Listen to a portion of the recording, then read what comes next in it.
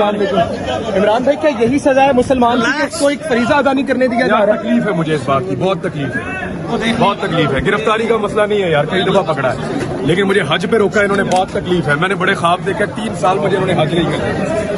इस्लामी जमहूरिया पाकिस्तान में मुझे बहुत तकलीफ है इस बात की। मैं माफी मांगूंगा उन सब लोगों के लिए भी, इन्होंने ये गलती की है।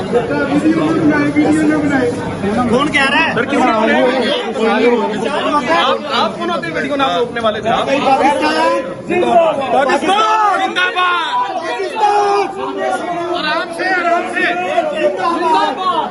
आराम से इमरान भाई को सिर्फ इसलिए सजा मिल रही है कि इन्होंने सिर्फ इस्लामी फरीजा अदा करने की कोशिश की।